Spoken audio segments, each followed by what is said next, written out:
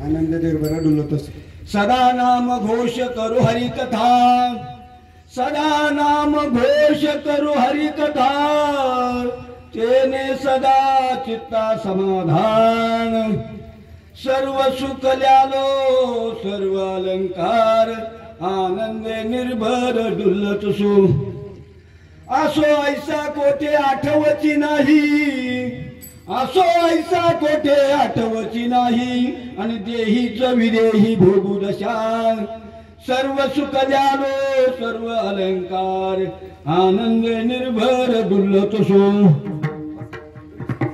तुका म्हणे आम्ही झालो अग्निरूप, तुका म्हणे आम्ही झालो अग्निरूप, लागोने दीपाप पुण्यांगा, सर्व सुख ल्यालो सर्व अलंकार, आनंदे निर्भर डुलत सो, विठ्ठल विठ्ठल विठ्ठल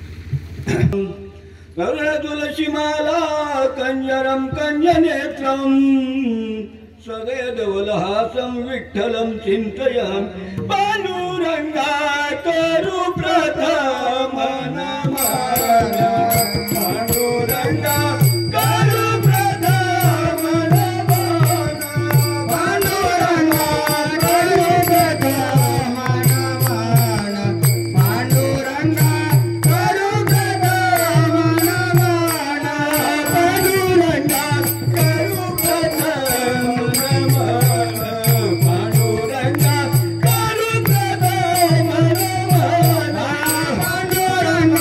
करू प्रथम नमन, पांडुरंगा करू प्रथम नमन, तुझरे जगन्नाथ संततिया, तुझरे जगन्नाथ संततिया, कृपा ताने कथे कवितारू, त्यांच्या कृपा ताने कथे कवितारू, त्यांच्या कृपा ताने कथे कवितारू, त्यांच्या कृपा ताने कथे कवितारू, त्यांच्या कृपा ताने कथे कवितारू, त्यांच्या कृपा ताने कथे कवितारू, त्यांच्या कृपा ताने कथे कवितारू, महाराजी सद्गुरुनाथ तुझा,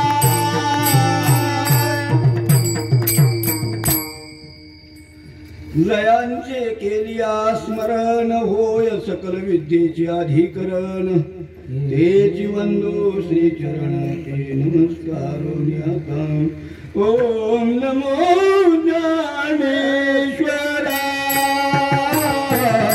ओम नमो ज्ञानेश्वरा, ओम नमो ज्ञानेश्वरा, ओम नमो ज्ञानेश्वरा, ओम नमो ज्ञानेश्वरा, ओम नमो ज्ञानेश्वरा,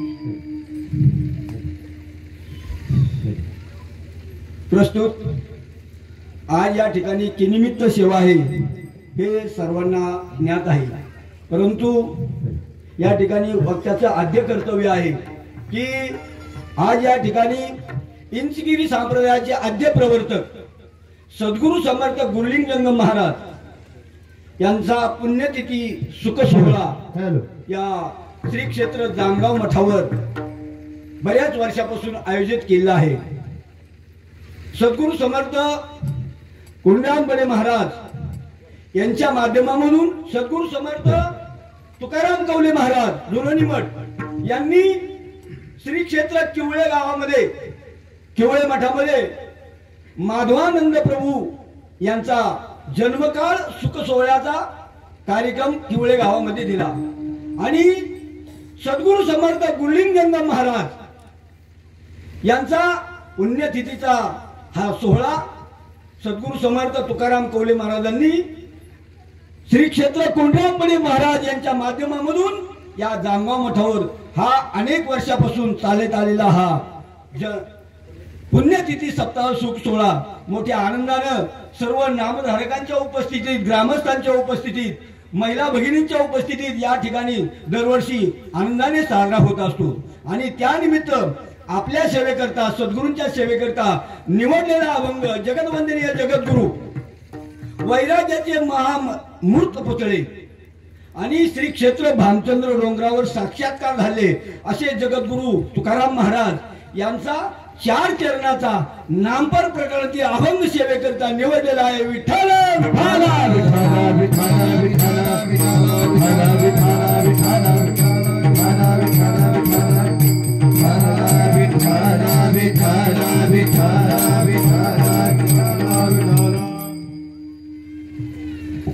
जगद्गुरु तुकाराम महाराज या अभंगामधून नामाचं महत्व प्रतिपादन करतात।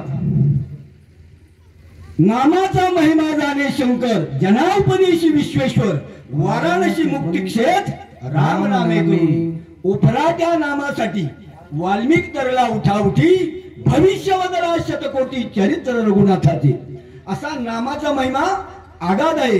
कलियुगी उद्धार हरीच्या नामे कलियुगामध्ये उद्धार फक्त हरिनामानेच होणार आहे। इतर साधना गौण ठरलेली आहे। प्रत्येक युगामध्ये साधना वेगवेगळ्या होत्या, तर त्या युगामध्ये त्रेता द्वापार अशा या युगामध्ये जप तप अनुष्ठान करून भगवंताची प्राप्ती करता येत होती। होम हवन करायचा, यज्ञ करायचा, त्या ठिकाणी त्या यज्ञामध्ये अशी तुपाची धार लागली पाहिजे, अनेक अशा आहुत्या त्या यज्ञामध्ये समर्पित केल्या जायच्या, परंतु ती साधना कलियुगामध्ये आपल्याला शक्य नाही। म्हणून कलियुगामध्ये सर्वात श्रेष्ठ जे काही आहे ते म्हणजे नाम।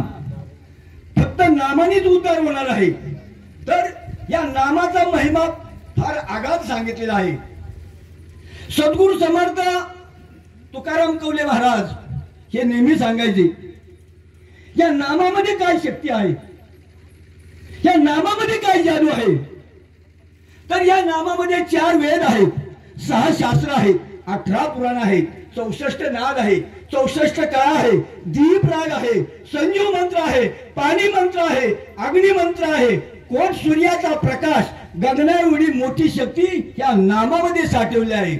आणि मग ते नाम कसं घ्यायचं ते आपणाला अनिर्वाच्य नाम दिलंय बाबांनी। गगनाउनी वाढ नाम आहे, गगनाउनी वाढ नाम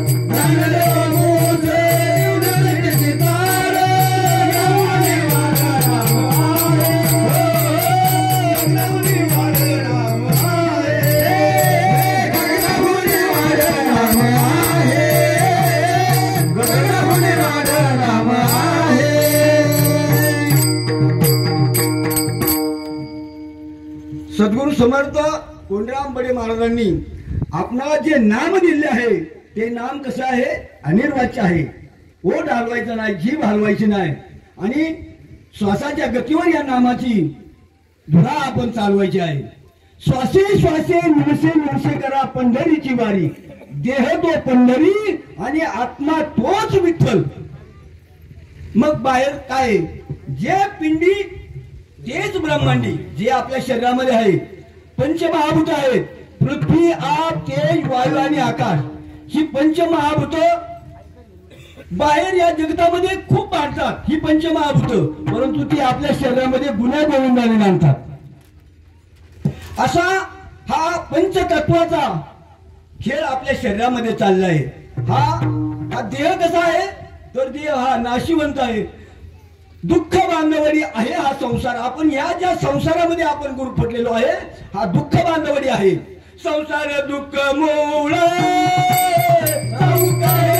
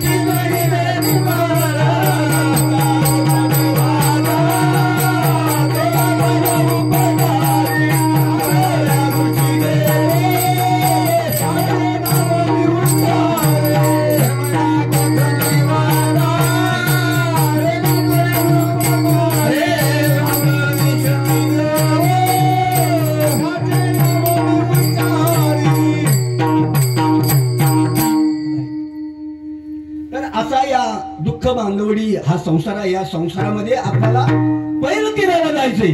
मग पहिलं तीराला जाण्याकरता सद्गुरूने आपल्याला नाम दिलेलं आहे. त्या नामाच्या आधारे श्वासाच्या गतीवर श्वासे श्वासे निमिषे निमिषे दिवसभरामध्ये आपण 21,600 वेळा श्वासोश्वास करतो. महाराज 21,600 वेळा श्वासोश्वास करतो.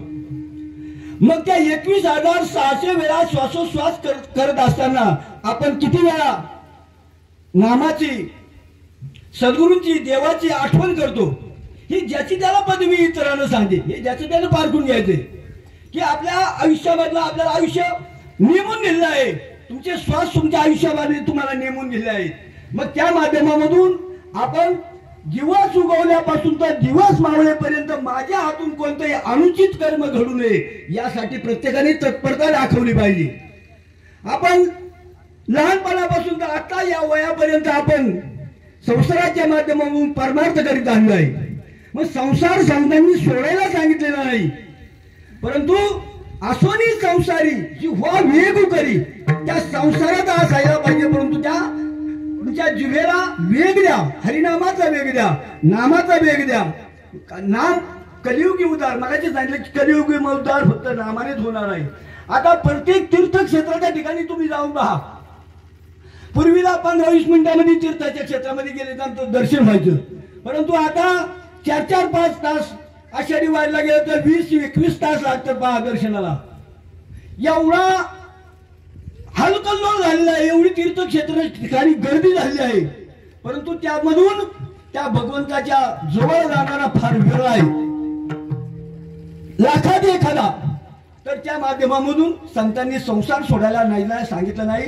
संसारावरची जी माया आहे त्या मायेचं खंडन करायला सांगितलेलं आहे. मग आपल्या जीवनामध्ये मी आलोय कशा करता, मला या ठिकाणी येऊन करायचं काय, मला जायचं कुठे, असा 3 प्रश्न डोळ्यासमोर उभं करा. मी जन्माला आलो तो एक भगवंताची सेवा करण्याकरता, सद्गुरूची सेवा करण्याकरता माझा जन्म आहे, समाज सेवा करण्याकरता माझा जन्म आहे. तर त्या माध्यमामधून आपण स्वतःला प्रश्न करून घेतले पाहिजे आणि त्याचं उत्तरही तुम्हाला सद्गुरूंच्या माध्यमातून तुम्हाला जर सोडवणूक करता आली तर तुम्ही ध्यानाला बसल्याच्या नंतर त्या तुमच्या प्रश्नाची उकल तुम्हाला सद्गुरू करून देतील. मग अष्टांग योग साधना सांगितलेले आहे. यम नियम आसन प्राणायाम प्रत्याहार ध्यान धारणा आणि समाधी अशी अष्टांग योग साधना सांगितलेली आहे. परंतु एका योगाचा अंगाचा अभ्यास करण्यासाठी 12 वर्ष लागतात. तेव्हा कुठे एखाद्या अंगाचा अभ्यास होतो. आणि आपल्याला आयुष्य मर्यादा 100 निघून शेत गणिले ते अर्धनात खाय मध्ये बालत्व पिढा रोगक्षय काय भजनाची उरले ते सांग पा. क्षण आपल्या आयुष्यातला क्षण आणि क्षण आता निघून जातो आहे. मग आपण सावध झालं पाहिजे. सावध धावलो हरीच्या आलो जागेला. मग प्रत्येकाने सावध भूमिका स्वीकारली पाहिजे. सद्गुरू समर्थ कोंडराम बडे महाराजांनी आपल्याकरता काय केलेलं आहे. रात्रीचा दिवस केलेला आहे. आज या ठिकाणी सर्व नामधारक मंडळी आहेत, साधना करणारी मंडळी आहेत, प्रत्येकाला अनुभव आलेले आहेत. त्या अनुभवाच्या माध्यमामधून आम्ही गेल्या आठवड्यामध्ये 7 गावांचा दौरा केला. सांगायला मन धजवत नाही, परंतु त्या माध्यमामधून कुठेतरी काहीतरी सांगितल्याशिवाय कान उघडले जात नाही. तर आपल्याच नामधारकांच्या माध्यमामधून सांगायचं झालं, जे आता 40-45 वर्ष अनुग्रह घेतलेला आहे, नाम घेतलेलं आहे, परंतु त्यांच्या घरी गेल्याच्या नंतर नित्यनेम नाही, दासबोधाचा नित्यनेम नाही, हरिपाठ नाही, काही घरामध्ये बुक्का मिळत नाही, काही घरामध्ये गंध मिळत नाही, अशी आपल्या नामधारकांची स्थिती आहे. तुम्ही अवलोकन करून पहा. आम्ही हिंदारी मंडळी आहोत, आम्ही जाणतोय. तर त्या माध्यमातून कुठं नित्यनेम अपवादात्मक उदाहरण मी सर्वांचं सांगत नाही, अपवादात्मक उदाहरण आहे, परंतु ज्याची त्याला पदवी इतरांना साजे संतांना म्हणजे आत्मसुख. तर त्या माध्यमातून हृदय गाठून येतं. काय तुमच्या बाबांनी काय तुमच्यासाठी केलं नाही. हाडाची काळं केली आहे त्या बाबांनी. आपल्याला त्या माध्यमामधून समजलं पाहिजे. बाबा म्हणून म्हणायचे, माझ्या मनासारखा शिष्य आधी निर्माण झाला नाही. 40 वर्ष झाली खंत वाटते.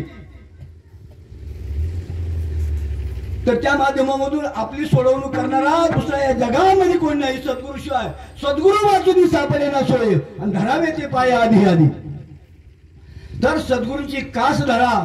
या ठिकाणी सद्गुरूंच्या रूपाने आपण सद्गुरू समर्थ दत्ता महाराज बडे यांच्याकडे आपण कोंडीराम बडे बाबा यांच्या दृष्टिकोनातून यांच्याकडे पाहत असतो. हे जर डोळ्यासमोर आपल्या जर पुढे राहिलं तर साक्षात सद्गुरू समर्थ कोंडीराम बडे महाराजांची आठवण झाल्याशिवाय राहत नाही. आणि सर्व नामधारकांनी बाबा गेल्याच्या नंतर सद्गुरू समर्थ दत्ता महाराज बडे यांना सर्वांनी साथ दिलेली आहे. तर त्या माध्यमामधून आपण आपल्या जीवनाचं सार्थक कसं होईल. काय मी उदार पावेन, काय कृपा केले नारायण, ऐसे सांगा तुम्ही संतजन, करा समाधान चित्त माझे. काय मी उदार पावेन, माझा उदार कधी होईल, मला संत कधी भेटतील, मला देव कधी भेटतील, अशी सारखी चळमळ लागली पाहिजे. तरच त्या माध्यमामधून सद्गुरूंचा नाम घेतल्याचा आणि सद्गुरूंचा दास झाल्याचा, सद्गुरूंचा साधक झाल्याचा आपल्याला फायदा होईल. तसा फायदा होणार नाही. तुम्ही जेवढेच नामस्मरण करसाल तेवढ्या माध्यमामधून तुम्हाला आनंद प्राप्त आहे. तुम्हाला सुख पाहिजे, समाधान पाहिजे, शांती पाहिजे. ही काय बाजारात मिळायची वस्तू नाही. सुख समाधान काय तुम्हाला बाजारात मिळणार नाही. तर त्या माध्यमामधून आपण साधनेच्या माध्यमामधून अहर्निशी सदा परमार्थ करावा, पायन ठेवावा आडमार्गी. आडमार्गी कोणी जनते जातील, त्यातून काय लिहिलं तोची ज्ञानी, आणि तोच ज्ञानी खरा तारी तुझी याची, आणि वेळोवेळा त्याशी शरण जावे. आता अभंग काय संपूर्ण सुटणार नाही. बरीच महाराज मंडळी या ठिकाणी आलेली लांबून आलेली आहेत. तर त्या माध्यमामधून मला एवढंच निवेदन करायचं आहे की आपल्या जीवनामध्ये दिवस उगवल्यापासून तर दिवस मावळेपर्यंत कोणतंही अनुचित कर्म घडू नये यासाठी प्रत्येकाने तत्परता ठेवा. आणि हरिपाठामध्ये आपण म्हणत जातो, नित्यनियम नामी ते प्राणी दुर्लभ, लक्ष्मी वल्लभ तया डोळी. नित्यनियम करणारा प्राणी या जगतामध्ये दुर्बळ आहे. तर त्या माध्यमामधून आपण आपल्या जीवनाचं सार्थक करण्याकरता सद्गुरूंनी आपणाला, सद्गुरू समर्थ कोंडराम बडे महाराजांनी आपणाला जे नाम दिलेलं आहे त्या नामाचं मंथन करा, त्या नामाचा जप करा, श्वासाश्वासागणिक. मंथुनी नवनीता तैसे घे अनंतार वाया व्यर्थ कथा सांगू मार्ग. तर आता या माध्यमामधून श्री क्षेत्र जामगाव मठामध्ये 4-5 वर्षापूर्वी सद्गुरूंचं मंदिर झाले आहे आणि त्या मंदिराच्या माध्यमामधून आपण सर्व नामधारकांनी, भाविकांनी, साधकांनी त्या मंदिराकरता भरघोस असं दान दिलेलं आहे. त्याचप्रमाणे आता या मंदिरासमोर सभा मंडप होत आहे. या सभा मंडपाकरताही लाखोनी देणगी या ठिकाणी आपण सर्वांनी दिलेलं आहे. ज्या कोणाला अजूनही द्यायची इच्छा असेल त्यांनी त्यांच्या माध्यमामधून जशी त्यांना सवड होईल म्हणून आपण आपल्यावर ऋण आहे, आपल्यावर देवाचं ऋण आहे, सद्गुरूंचं ऋण आहे, समाजाचं ऋण आहे, ऋषी ऋण आहे. सर्व ऋणामधून मुक्त होण्याकरता आपल्या संसारामधील काही भाग आपण त्या कार्याकरता, समाजसेवेच्या कार्याकरता व्यर्थ केला आहे. त्या माध्यमामधून थोडस एक निवेदन आहे. त्या माध्यमामधून जी कार्याची गती चाललेली आहे त्या कार्याच्या गतीच्या माध्यमामधून सद्गुरू समर्थ कोंडराम बडे महाराज, सद्गुरू समर्थ कोंडराम बडे महाराज यांनी हरिभक्तपरायण गेमभाऊ महाराज काळे आणि मला परवानगी दिली की तुम्ही श्री क्षेत्र भामचंद्र डोंगराव संस्था काढा.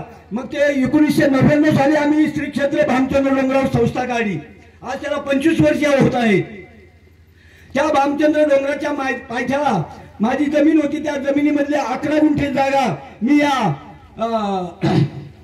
संस्थेला दान केली आहे आणि त्या माध्यमामधून त्या जागेवर सद्गुरू समर्थ कोंडराम बडे महाराज गुरुकुल त्या ठिकाणी तयार होत आहे आणि त्या माध्यमामधून जी गोरगरीब आहेत, गोरगरिबांची मुलं आहेत ज्यांना शिक्षणाची ऐपत नाही अशी मुलं त्या ठिकाणी या गुरुकुलामध्ये शिकवली जाणार आहेत. कोणतीही फी घेतली जाणार नाही. मुलाकडून त्यांचा खाण्याचा, राहण्याचा, जेवणाचा संपूर्ण खर्च या संस्थेच्या माध्यमातून केला जाणार आहे. तर त्या संस्थेच्या कामाची गती त्या 11 गुंठ्यामध्ये काम चालू आहे. स्लॅब पर्यंत काम चालू आहे. संस्थेमध्ये सभासद भरती चालू आहे. ज्यांना कोणाला सभासद व्हायचं असेल, संचालक मंडळामध्ये भाग घ्यायचा असेल त्यांनी सद्गुरू समर्थ गेमभाऊ महाराज काळे यांच्याशी संपर्क साधावा आणि झालेली सेवा या ठिकाणी समर्पित करून सद्गुरूंच्या चरणावर अर्पण करून याच ठिकाणी सेवेला पूर्ण देतो.